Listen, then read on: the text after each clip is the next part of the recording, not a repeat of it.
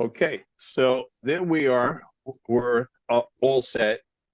Uh, is Jonathan coming in? As we start to have people coming in, I'm actually going to start off with the introduction, Andrew. So Okay. you give me a moment to share the screen. We'll get this underway.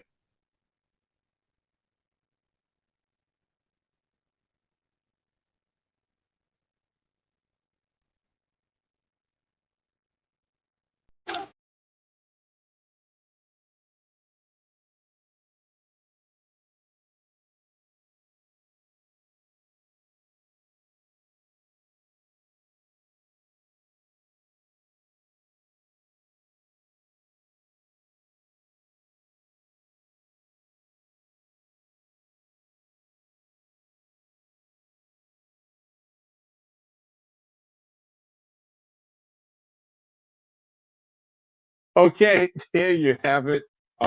It's your host, Romero, yours truly, right here. And we're in today. We have everything on record. So letting people know if you do show up, cameras on, off, whatever the case is, this will be recorded for historical purposes.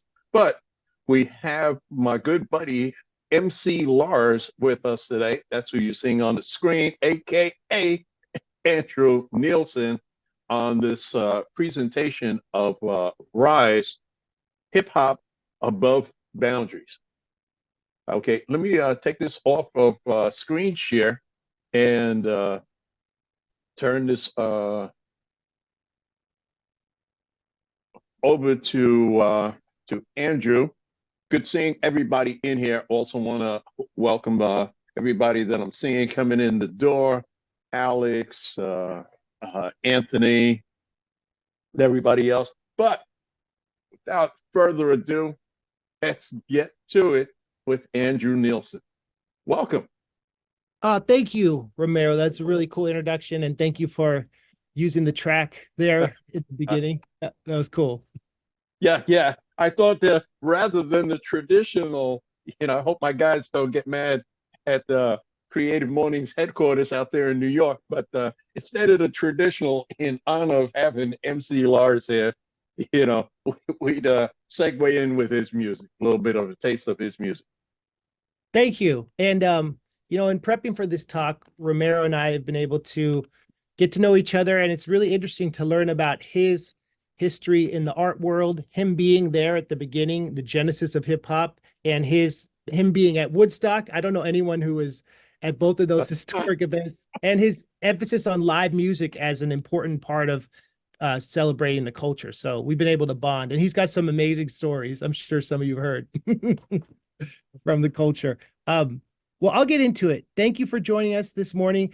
My name is Andrew Nielsen. Some of you might know me as MC Lars, and I've been making and selling music since I was 13. So that was 1996. And I've been on the road since 2003. And today I'm speaking to you both as an artist and the creative director at Permanent Data Solutions. As an indie artist, I've been able to tour the world, and I've also been involved in intellectual property activism, and I've worked with different artists and labels to help support the rights of music fans and creators. And this has taken me to cool places like Carnegie Hall, and I got to do a TEDx about how literature and hip hop can go together. But the theme of this talk, as Romero said, is Rise, Hip Hop Without Boundaries. And during the pandemic, I started producing new artists remotely. I had a son, he was born, and I'd been on the road like 5 to 6 months a year, but we couldn't tour. So during this time, I had a student who showed me how the blockchain had the potential to revolutionize our creative processes. And that's something that Romero talked about last session with Jonathan. The two of them discussed how showing provenance and ownership is really important. Like, you could have a painting and someone could tell you this is a Picasso, but if there's no way to attribute the genesis of it, that can be problematic to art collectors and creators. So we're going to talk a little bit about that. And I want to talk about how Permanent Data Solution is harnessing this technology to build Web3 apps and infrastructure in a new project that's dubbed as the PermaWeb, which is this permanent decentralized digital space where artists don't just upload their work, they can immortalize it. And it's reshaping how we as creators can interact with the digital world. So I'm going to talk about a little bit of my history, why I love how hip hop breaks down boundaries and how this philosophy and this ethos can help us. And it's really inspiring. So, yeah, that's basically what we're going to go over. I wanted to also talk about this interesting quote by Jello Biafra, who's a punk rock legend. And he is the singer of a band called the Dead Kennedys, who kind of a controversial punk band who fuse horror and comedy and politics to make a big impact. And I love this quote. Anyone could have made this record. Now go do your own, which is this interesting theme that ties back to decentralization. And that relates to Web3, the idea that we don't need gatekeepers to tell us what we can and can't create, to censor us, to control us. In a decentralized world with digital permanence, it opens all this potential that the old 20th century media model kind of obviated and didn't let us manifest. So anyone who's been in the indie and DIY music worlds knows it's about making your unique mark and not just following the mainstream. So, however, today's landscape poses some new challenges because, as many of you know, big tech companies are increasingly controlling how music is shared and heard. And despite this, we have these new tools at our disposal. But they're not just about getting the music out there, they're about reclaiming our creative rights and ensuring fair compensation. So that's pretty tight. So the key takeaway here is we have to be adaptable, resourceful, and willing to embrace new technologies that align with this original do-it-yourself ethos, which can teach us a lot. And we can see that in hip hop too, which I wanted to talk a little bit about. So this is Cool Herc. And this year, hip hop, or last year, it's hard to believe it's already last year, hip hop celebrated its 50th anniversary. And Romero was there at the origin, helping some of these guys set up their sound systems and being a technical consultant to the early years of hip hop, which is pretty cool. Some of his stories are pretty amazing. And this is Cool Herc, and he is famous for embedding the breakbeat, right? And the breakbeat, as history tells us, is when you would take two records that have a breakdown, like an instrumental part without any singing and maybe just the drums. James Brown's an example of that, the funky drummer break. So taking two of the same record and looping them, playing one, and then when the loop stops, play the other one. So the music never has to stop. And that's interesting because it shows that in the postmodern genesis of hip hop, by the hip hop generation reclaiming their parents' music, they were able to create this endless groove that kind of acted as a metaphor for a lot of things, a way to reconstruct the past in a way that makes sense.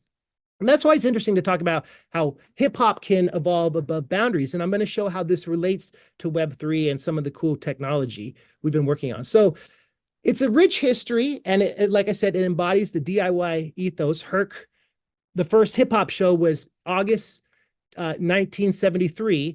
And it was a back to school party where they were trying to raise money for his sister to buy new clothes for school. And so they rented the bottom basement of 1520 Sedgwick Avenue in the Bronx and had this impromptu party, which is super interesting. And that's, do it yourself. I think it reflects that ethos. And grassroots movements, though, it can be interesting how they can be amplified and co-opted by corporations. Because in the digital era with social media, this has amplified hip hop, connecting artists and fans around the world. But when you connect artists through a centralized digital medium, like a Web2 medium, you can censor, you can decide who gets attention. It kind of isn't perfect. And hip hop as a genre isn't static, right? It's always evolving. And we can learn about that when we think about like Africa Bambaataa, how he would sample Kraftwerk and how all the different cultures came together in music. But when you have a centralized way to express a decentralized culture, there's irony there. My personal journey intersects with this because I was also a fan of this ethos of breaking down boundaries. My first songs that I did while I was studying in England, I would take Shakespeare and take the trochaic octameter or the iambic pentameter and find the rhythm of it that fit with the 4/4 beat of hip hop. Because as many of you know, hip hop and pop music in general uses 4/4 time signature. So if you can find literature that has a tetrameter, which is groups of 4, or octameter, which is groups of 8, it translates really well. So that's kind of a way of breaking down boundaries and decentralizing the narrative of the hegemonic Western canon of literature. This idea that literature has to be one thing and popular culture is something else. Like we can break down those boundaries and we can create a record of how those boundaries are broken down. So I'm getting ahead of myself. Let's talk a little bit about empowerment through decentralization. And hip hop culture hasn't just crossed borders, it's defined popular culture for the last half century, I would say. I've been part of this movement called nerdcore, and I think it's important to talk about how there are questions of appropriation, right? When it comes to like me being a cisgender white person doing rap music, which came from Black and Latino youth in New York, like this could be seen as problematic by some. And back in the day when nerdcore started, nerdcore is like a subgenre of rap where people rap about nerdy stuff. And it was very white and very cisgender and very male, people rapping about Star Wars and Zelda. And they had a niche, but it also kind of leaned too much into parody. And so if you decentralize the narrative of a culture without giving provenance to its origin, that's not good. I always made a point of trying to tell people, look, we need to look at the originators of hip hop. We need to realize that we're guests in this culture and we can remix and add to it, but we're building on something that was inspired by these other people. And if you look at the history and you have a record of the history, that's possible. It becomes slightly less problematic, I think. But it's important to acknowledge the history, because if you don't do that, that's bad. That's like something that people really don't like and I don't like. And appropriation is a crucial topic in hip hop because the culture itself thrives on remixing, right? And this idea that like even the English language is based on a bunch of cultures coming together. So we have to look at power structures and how you can have an informative influence. That's when an idea spreads, versus a normative influence. That's when a dominant culture tells you what the narrative is. And that's why we need to create a history of this. Any DApp developer would tell you that decentralization can help build strength, right? It can help with security. If you have backups or you have your program hosted on something like Arweave, then it's you can't delete it. You won't lose it. So yes, the culture can be decentralized, but also we need to understand where it came from. So back in the day, this is where it all kind of resonates. You might ask, what the heck what is Arweave? And I'm going to talk briefly about that. Jonathan did a great job explaining it last time, but I'm going to touch on it briefly and talk about my own origin story. So back in the day, I used to have a lot of songs on mp3.com, which was an early version of MySpace, kind of like an early Spotify, where someone bought the domain, a lot of corporations got behind it, and it became a big rallying cry because MP3s were controversial, but they were also a useful way to spread music. And that was kind of where I first got feedback on my music back when I was a teenager. But as time passed, mp3.com got rid of all of its music. And this happened with MySpace too. And my early work became a victim of what we refer to as link rot, which is the idea where you get a 404 error. Like, so you might go to an old website and it's like, hey, listen to my song. You click on the link and it says 404, file not found. That's not tight. That's not good at all. So this loss is common pain point in the music industry, and our digital legacies are at risk of fading into obscurity. And there's so much history and documentation of the early years of hip hop that are lost too forever. Tapes that haven't been recorded, or tapes that were recorded and uploaded and now are give you the 404 error. So let me talk a little bit how Arweave addresses this specifically. This project was conceptualized by a British dude named Sam Williams, and it's redefining the way we're storing digital content.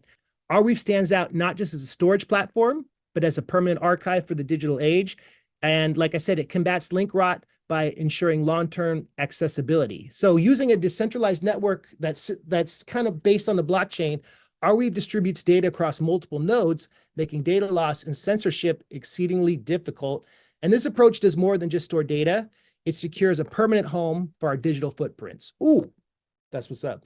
And I'm going to talk about how this is being used practically and how musicians can use it to monetize their work. And with RIO, which is one of Permanent Data Solutions projects, we're making sure that the data can be retrieved. Not only can you store it, but people can serve and make sure it's retrievable. But I'm not going to go too far into the technical stuff. At the end, I'm going to give my info so you can hit me up if you have more questions. But what makes Arweave unique is its economic model, because it operates on this endowment principle where upfront payments cover the cost of long-term storage, and we can promise it will be there for at least 200 years. So that's what's up. That's crazy. Think if you made a song and it's going to be there in 200 years, so you don't have to worry about it. At least 200 years. That's pretty cool. So let's talk about something we talk about a lot is that how Arweave can fix things. And I want to talk about two historical things where Arweave has been interesting in helping preserve the record of history and how this can then relate to us as artists and creators. So Arweave's impact goes beyond individual artists. Its global significance has been highlighted in the recent events in Hong Kong and Ukraine in the past few years. In Hong Kong, amidst the rising censorship and the implementation of new security laws, Arweave became a road to journalistic freedom. There was a pro-democracy newspaper called Apple Daily that was forced to close, and they tried to erase all the records, but over 4,000 articles were uploaded to Arweave, preserving these pieces of journalism from censorship. And then in the Ukraine-Russia conflict, Arweave paved a pivotal role in safeguarding the truth, because as the conflict intensified, over 6.5 million pieces of information and 50 terabytes of data were archived about the war that the Russians were trying to shut down and destroy all the servers that had this. But that history exists on the permaweb. That's tight.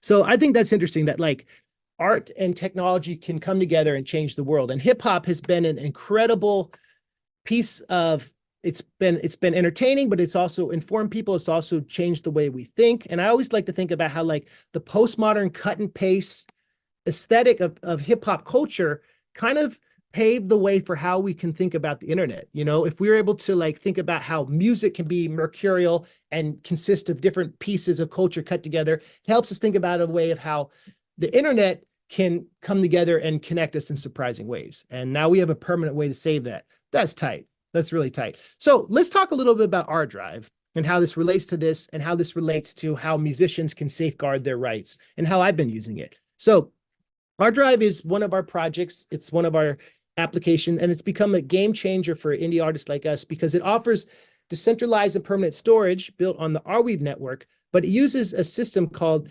RFS, the Arweave file system, which makes it easy to upload files because Arweave can be somewhat daunting if you don't understand how to use it. So I'll show you an example of how it looks and how it works. But yeah, you can like do things like upload all your sample libraries. That's what I've been doing because I don't want to lose like the beats I've made, or I can upload my sessions. I had an album I made a few years ago that was on a hard drive that fell down. It fell off of a ping pong table when I was working on something at my drummer's house.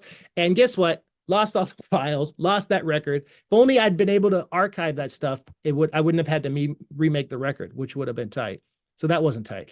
And also my friend John, we fixed his ping pong table after that. And I wrote a song about his messy house, but no disrespect. Love you, John. Not Jonathan, my friend John Longley. So we don't want to lose our work. But what is our drive? Okay, I talked a little bit about that. So I'll show you an example of how it looks. But oh yeah, this is the Arweave file system. So as you can see, on the left, you can see the public drives, and then these are some of my waves that I bounced that were stored here forever. This is from my last record, and it's nice to know that once we're all gone, these files will always be here. That's tight as heck. Okay, so let's talk about the Arweave name system, RNS. Jonathan talked about this briefly last time, but I wanted to talk about this project we did, which you can check out if you go to the 1984.arweave.dev. And that in RNS is the Arweave name system. So that 1984 would work on a bunch of different domains, like people who are running different gateways. You can access this data with that name, the RNS, the ANT, which is pretty cool, the Arweave name token. So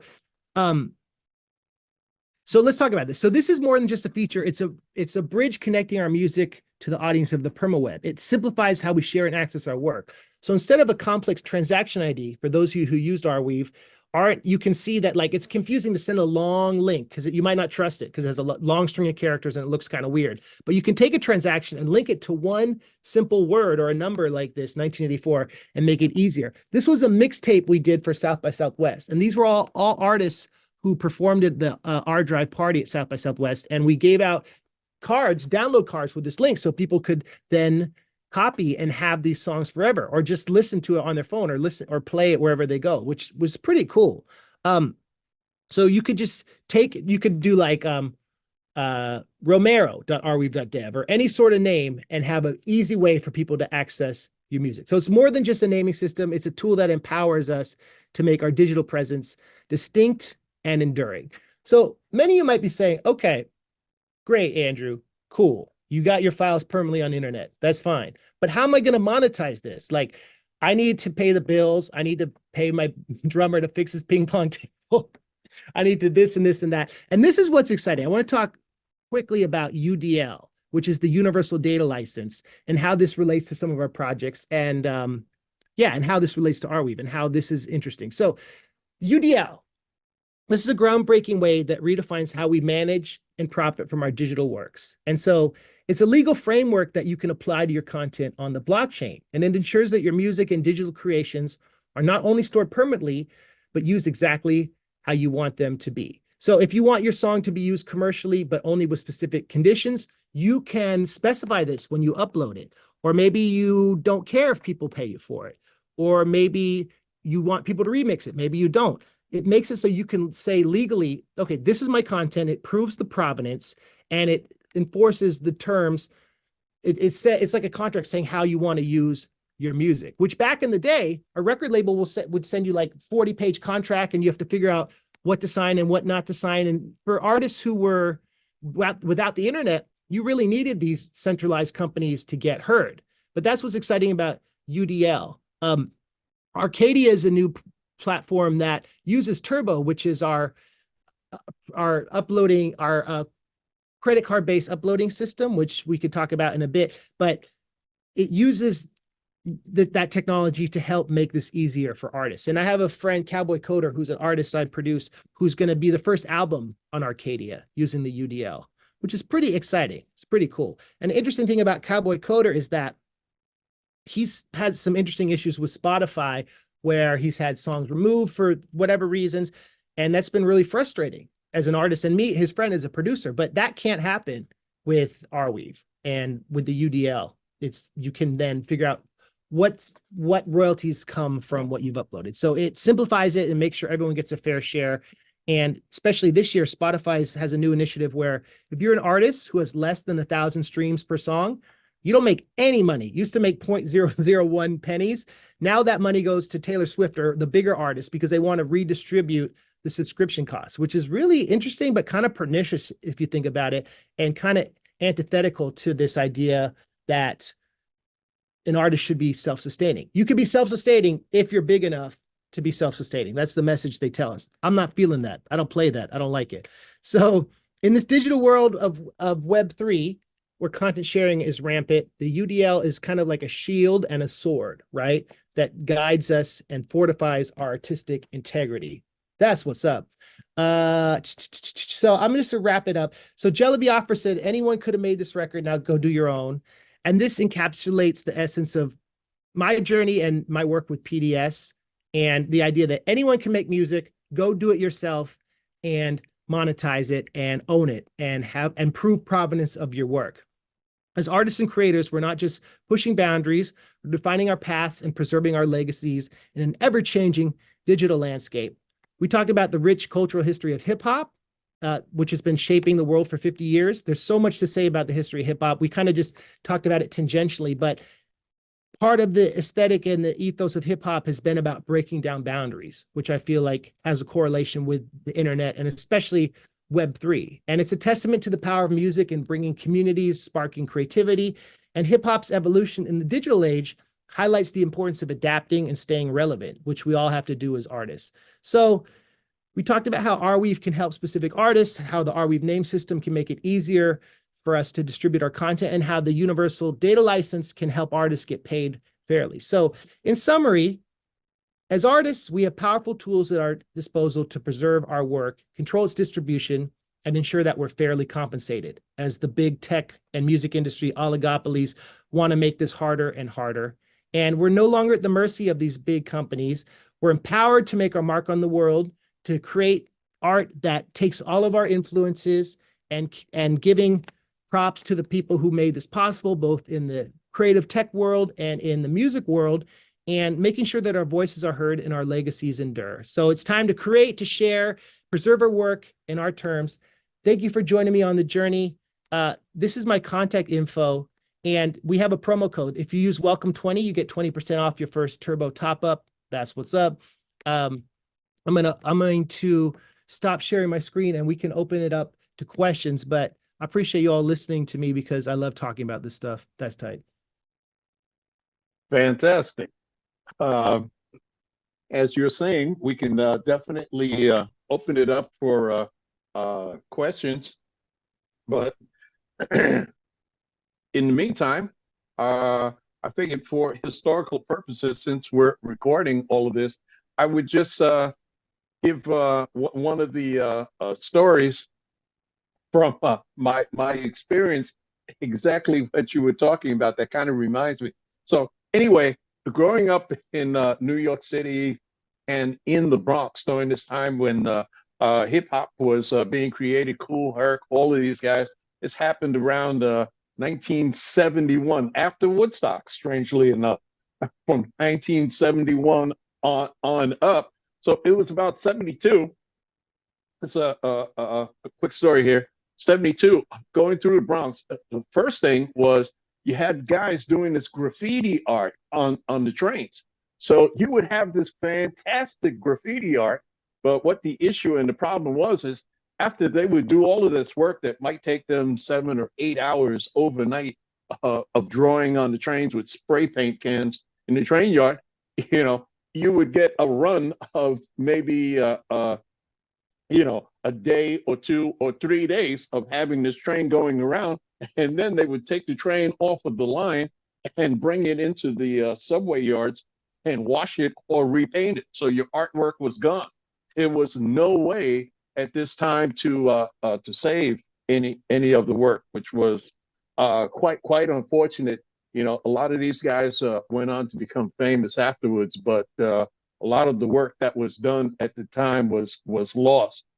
And strangely enough, too, last thing here on this is one of the guys that became famous during this time that I used to see his work while riding to and from jobs that I had at the time working on the subway was the artist Keith Haring. Uh, I don't, is that somebody that you're familiar with? So what he Yeah. used to do is just little figures, kind of like this, kind of like a Egyptian silhouette style, but they would appear on the walls between pillars on the subway. So as you were going along, these pillars would keep flashing in front of the window as you were looking out, and it made it like an animation in the subway. So here's the figure, and he's doing it like this, and a baby is walking, and you're just sitting on the subway looking out. So he actually turned it into an art gallery, which his stuff was removed to by the you know subway. The people at that time had no regards for the creativity and the artwork, and it's just like, hey, we've got to whitewash it and then remove it. Well, that is a great example because, like, I remember there was this term, something was all city, right? If you put it on a train that went through all the boroughs, you had like an all city piece. So that's like a interesting example of distribution. But the centralized fact that the trains got buffed and washed, got it. That was like how centralization can defy permanence. So that's an interesting model for content distribution. you Yeah, know, that's yeah. cool. Wow. All right. So I'm looking at the chat there, and since there's a quiet space here, and don't have anybody else coming up with a question right now, uh, I'm going to come up with one more of my stories. So this way, it gets some of the history in there for historical purposes. So going back to 1972 again, I'm studying martial arts. A cousin of mine built a kind of a meditation school in the South Bronx on St. Anne's Avenue. I'll never forget this. And it had martial arts and so on in there too. Some guys had to come back from the Vietnam War at the time. One guy was teaching Goju Ryu, a hard, soft style. and another guy was teaching Taekwondo karate. So I'm taking the Goju style. So at any rate, I decide I'm going to walk through the South Bronx to another train station so I can go and see something that was going on. And on my way, I'm seeing these guys, and they've got a cassette player on the street. Remember, this is about 1972. They've got a cassette player on the street, and the third guy is operating the cassette player. It's playing the music, and these two guys are running at each other and kind of bumping into each other, and almost like they're fighting. So I'm looking, what the heck? What is this fight about? Aren't you worried about damaging the cassette player? So as I'm walking, I've got to go past these guys, and I'm asking, hey, what's going on? What's the beef about? What is the fight about? Oh, we're not fighting. I'm like, you're not fighting. Well, what is it that you're doing? It obviously looks like a fight. You're bumping into each other full force and whatnot. Yeah, we're dancing. It's just it's dancing. This is like break dancing. I'm like, break dancing? Are you trying to break each other? No. See, this is hip hop. So I'm like, how is this? I'm not getting this. How is this hip hop? And what the story was is we hop into each other and we hit our hips against each other. I'm like, okay, this is a little beyond me. I don't know why you would want to do this and where the music fits in. But, if this is all the rage, and this was, the kind of thing that the young guys were into it in their creativity with hip hop, the interesting part about that, oh, uh, I'm going to cut off there on the story. Jonathan has got a question. Let me see if I can. Yeah. Hey, good morning, guys. Can you hear me? Yeah. Good morning. Cool. Hey, Yeah. Ramiro. Hey, Andrew. Nice chat, Andrew. Good job. Thank you. Question: taking your PDS hat off as a musician, what like new tools or features would make saving your data forever even easier? Like what's the unlock to really get like your musician friends and your community out there to one to get the vision, and then two, just to like make it easy for them? Is there any silver bullets or any things that are blockers, you think? I think that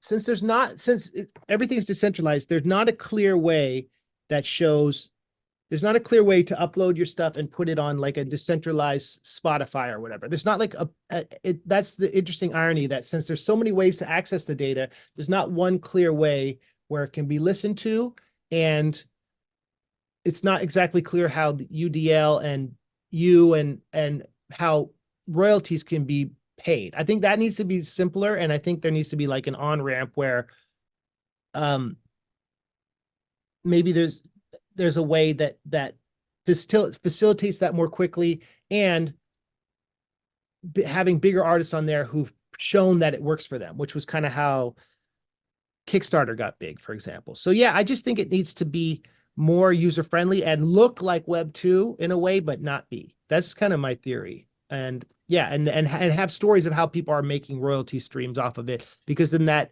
makes it like, oh, I can figure this out. I can do that too. So that's kind of my thoughts on the two things that will make it more popular, and that I want to help with this year. But how about you, Jonathan? What do you think? Because I know you know a lot about music as well. You always spin the question around. No, I think just getting some good use cases out there and showing it off will be big. So I'd like to I'm throw looking forward to something it. out there too, being a musician, and I know a couple of my musician buddies are, not watching this broadcast, but are watching what's going on, like Callie Ranks, that used to be a former Def Jam artist who is showing some interest into it, and also Cocaine, who's got an interesting story that his father was like a writer for Motown and wrote songs like Papa Was a Rolling Stone. His real name is Jerry B. Long Jr. His father was Jerry B. Long Sr. But here's what the things are that I'm saying, Jonathan, is number one is you shouldn't be playing the whole MC Lars song, because now I've got a place where I can go and I can hear the whole song. What's the sense of me buying it and monetizing it? So, like a lot of these sites you are able to do is you put up, or YouTube does, you put up a little snippet of it, of the recording. So you let me hear a little bit of a snippet of it. I hear it and I like it. Hey, this sounds pretty good. So I've got an idea what the beat and the whole flavor of it is. Then I can buy it. So I think that would be one of the main things, because you've got people, back to like the friend of mine, Cocaine, that is into his own distribution and his own distribution companies and recording and so on, of having it and owning it himself. So that would be one thing that he would be looking at, that would, really be good, is having a whole system that he can operate and promote himself, and and be able to get the financial rewards on it. And I think the royalty system, even though the art world is having a lot of problems with the royalties, would probably be good for the musicians. That's interesting. So you're saying like show a sample and then have like a way where you can access it, pay to access it, the whole song, or and yeah. Yeah, exactly. I think um, what is that called? Oh, I'm forgetting the name of the company who does that. Ocean something or the other. Oh, OpenSea, Oh yeah, yeah, yeah. right? Yeah, I think OpenSea does that with some of the music. You can put up a little sample of it, in your record file, as like a small, like a thumbnail image. And then if you like that and you buy it, then you get the whole download, That's pretty versus cool. just allowing people to get the. And I'm pretty sure that you guys could do that. Am I correct, Jonathan? It's just technology. We got to figure it out, but there's Yeah, always a way. yeah, because it would be just like, having two files, one that's publicly accessible and one that's only accessible after purchase, would be like a thumbnail photo and the full photo download. That's so cool. Yeah. That's exciting. That's a good solution. It's a permanent one for data. Hey, wait, tell us the rest of your story. Wait, so you're going to the breakdance contest. Wait, you saw the breakdancers and it was tight. Oh yeah, yeah. No, this is how it started with guys out on the street. But to actually get to, and I think some of this, a lot of people see. I was observing a lot of this, and as an artist, I think a lot of people didn't understand what was going on with some of it, and where the dancing came from. The breakdancing is guys from Brazil had come into New York. There was a big population of guys coming in from Brazil into New York, and they were teaching capoeira, which is the Brazilian martial arts, in Central Park. And guys, Central Park, you got the up the east side, west side. It's a lot of rich guys.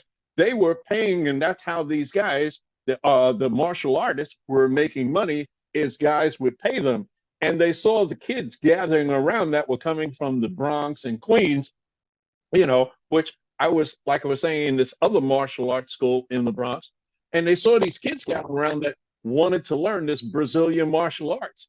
So rather than charge them, what the Brazilian guys were saying, well, look, hey, we know that you guys are poor kids and whatnot. We'll teach you for free. So they started with all of this flipping around. Of course, it's 1 or 2 o'clock that the guys used to do this in Central Park, 1 o'clock to 2 or 3. So when they would go home after learning all of this flipping and spinning around with the capoeira, they started putting it to the music. And that's how the break dancing was developing out of capoeira in Central Park. and then later on became with, hey, we'll get some linoleum to spin around on, and guys operating the cassette tapes and throwing on the beats. But that was a lot of the development that was pretty interesting to watch this cultural phenomena taking off, and being invented right in front of everyone. And very much a fusion of cultures, right? World cultures coming together. Well, Pretty cool. yes, it was. Like I'm saying, because here's these guys from Brazil, and then the guys that they're teaching are predominantly Puerto Rican Spanish. So you have the Portuguese and the Spanish, and then you have, the African American blacks with the music part and the cassette tape. So this was like a whole blending, and people in the art world were like really mad and getting upset and saying, "Wow, this isn't really art. This isn't creativity." And was starting to do some experimental stuff, like opening up this gallery in the Bronx that they took it upon themselves with an old school.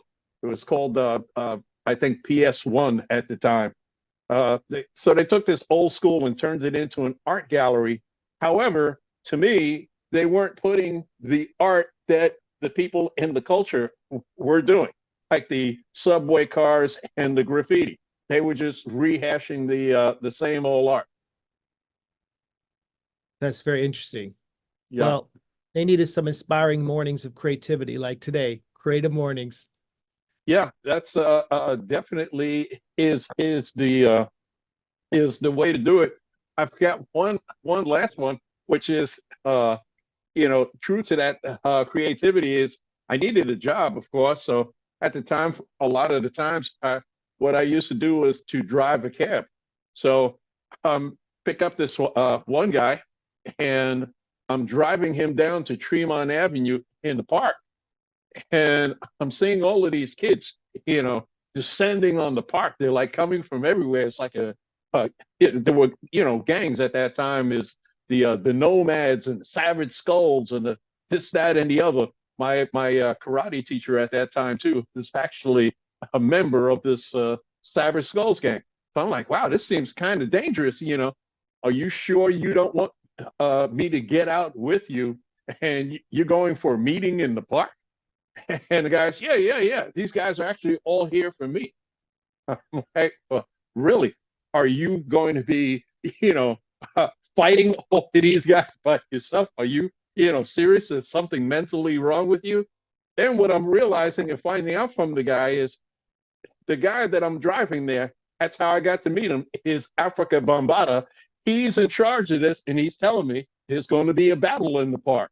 I Wow. wish I could have stayed to see it, but I'm driving the cab, so I can't park the cab and say, "Hey, yeah, let me go and hang out with you." It's not my car.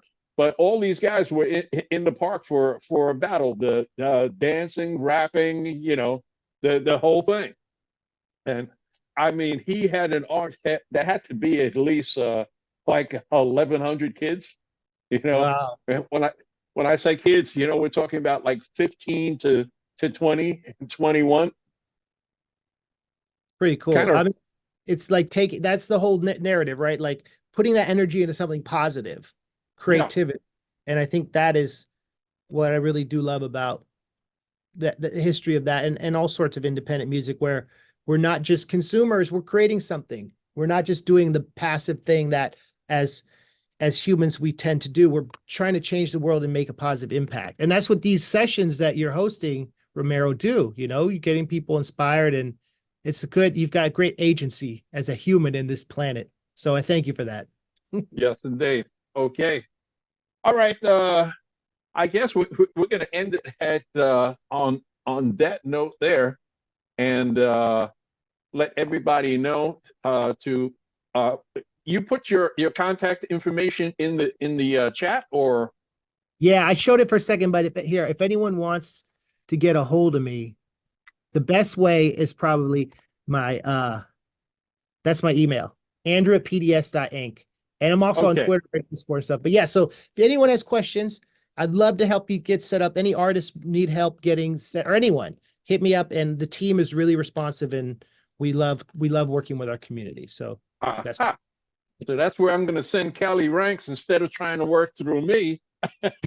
yeah, please. I'm going to send Callie over to Andrew, because he's got a buddy too that is pretty much following into working and trying to do stuff with NFTs.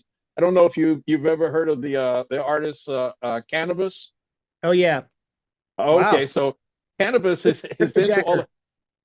But for how I see it, Arweave has got the the direction kind of down compared to these guys what they're doing with OpenSea, and all they're doing is, to me, is rehashing the gatekeeper aspect of it. So that's what I'm actually trying to do out there and letting people know it with these creative mornings, is to show the alternative between just rehashing things the same old way and just putting a new hat and new clothes on it, but it's the same old gatekeeper. That's cool. Well, okay, thank you for with that, yeah, definitely. I really appreciate you taking the time for that, and thanks for everybody showing up and coming in here. Hopefully, we should have this up and going soon. It will be a shorter version of it out on YouTube and so on, but the whole unadulterated version will hopefully be going up on Alex very soon. Thanks for everybody that's stopping in. Anthony, Jonathan, good seeing you guys again. Okay, guys. Peace. Bye for now. Bye.